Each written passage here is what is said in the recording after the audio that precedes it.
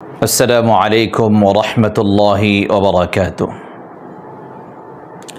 আমরা এ পর্যন্ত দেখেছি যতগুলা অধিকার আদায়ের বৈধ আন্দোলন, প্রতিটা বৈধ আন্দোলনের ক্ষেত্রে এই আহলে হাদিস নামদারি যারা আছে তারা বিরোধিতা করেছে। ব্রিটিশ খেদাও আন্দোলন থেকে অদ্যাবধি, যখন ব্রিটিশ খেদাও আন্দোলন হয় তখন তারা ফতোয়া জারি করেছিল ব্রিটিশদের বিপক্ষে যুদ্ধ করা হারাম। ঠিক এভাবে আপনি তাকিয়ে দেখুন, গত বেশ কয়েক বছর আগে যখন ভারত কাশ্মীরের উপরে জুলুম করা শুরু করেছে, সারা বিশ্ব থেকে মুসলমানরা প্রতিবাদ শুরু করেছে, বাংলাদেশ থেকেও প্রতিবাদ হচ্ছিল। ঠিক সে সময় তারা বলেছে কাশ্মীরের পক্ষ অবলম্বন করে ভারতের বিরুদ্ধে আন্দোলন করা হারাম, বৈধ নয়।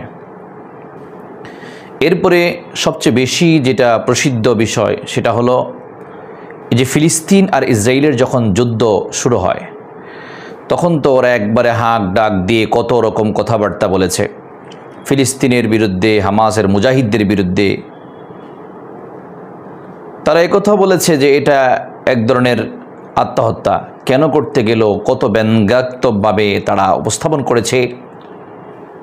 সর্বোপরি বর্তমান বাংলাদেশে যে বৈষম্য বিরোধী ছাত্র আন্দোলন, ন্যায়সঙ্গত অধিকার আদায়ের যে আন্দোলন, সে আন্দোলনের মধ্যে তারা প্রচুর পরিমাণ বিরোধিতা করেছে। কেউ কেউ চুপ ছিল, বাকি তাদের অন্যতম মুখপাত্র আব্দুর রাজ্জাক বিন ইউসুফ সে তো স্পষ্টভাবেই বলে দিয়েছে ছাত্র আন্দোলন হারাম, কোনোভাবেই করা যাবে না। তো বৈধ আন্দোলনের ক্ষেত্রে, অধিকারের ক্ষেত্রে বিরোধিতা করেছে, কিন্তু এখন দেখছি বিভিন্ন ফেসবুকের মধ্যে ওদের পক্ষের লোকজন লিখছে আসাদুল্লাহ গালিব অথবা আব্দুর রাজ্জাক বিন ইউসুফের ছেলে, তাদের কাউকে অন্তর্বর্তীকালীন সরকারের সদস্য হিসেবে নেওয়া যায় কিনা। ব্যাপারটা খেয়াল করেছেন? তারা গাছ লাগাবে না, যত্ন করবে না, ফল খাওয়ার জন্য উদ্গ্রীব হয়ে থাকে। এরা এমনই, প্রতিটা ক্ষেত্রে বিভেদ সৃষ্টিকারী, বিচ্ছেদ সৃষ্টিকারী, এবং সর্বোপরি যে কথা সেটা হলো যে এদের মধ্যে যে বিষয়টা বর্তমানে পরিলক্ষিত আপনারা দেখেছেন, আজকে নতুন নয়, পূর্ব থেকেই, সেটা হলো যে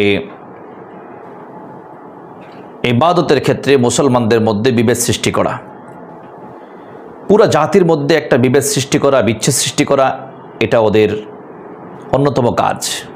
কারণ মূলত ওরা ইহুদি আর খ্রিস্টানদের এজেন্ট, সেই হিসাবে ওরা ওদের কার্যক্রম চালিয়ে যায়। আপনি বৈধ কোনো কাজ করবেন, বৈধ আন্দোলন করবেন, তখন ওদের সহ্য হবে না, তখন ওরা এর বিরুদ্ধে কথা বলবে। আর নামাজের এটা সমস্যা, ওটা সমস্যা, ওই আমলের সমস্যা, বিভিন্নভাবে ওরা আমাদের এই মুসলিম জাতির মধ্যে বিভেদ সৃষ্টি করে যাচ্ছে। এজন্য তরুণ সমাজ, ছাত্র সমাজ এবং দিনদার ভাই সকলকে বলবো অতি সাবধানে দিনী বিষয় গ্রহণ করবেন। এবং ওদের বিষয়, ওরা কিন্তু আন্দোলনে সবসময় পিছিয়ে ছিল এবং বিরোধিতা করেছে, কোনোভাবে ওরা যেন স্পেস না পায়। সাথে সাথে দিনী বিষয় কখনোই ওদের কাছ থেকে গ্রহণ করা যাবে না। আমার এই কথায় হয়তোবা দেখা যাবে তরুণ সমাজ কিংবা জেনারেল শিক্ষিত বহু মানুষ, এদেশের মানুষ যারা আমাদের কলিজার ভাই, কষ্ট পেতে পারেন যে একেবারে কেমন হয়ে গেল এই সেই কথাবার্তা বলতে পারেন। তবে লক্ষণীয় হলো, আমি শুধু আপনাদেরকে মহাব্বতের দিক থেকে এবং আপনি আমার ভাই শেষে বলছি, দিন গ্রহণ করার ক্ষেত্রে অবশ্যই হাক্কানি রব্বানি উলামায়ে কেরাম এর কাছ থেকে গ্রহণ করুন, ওদের কাছ থেকে নয়। যারা আহলে হাদিস নামদারি, ওদের থেকে আপনি আপনার নিজের ঈমান আমলকে বাঁচান, নিজে বাঁচেন, নিরাপদ দূরত্ব বজায় রেখে চলেন।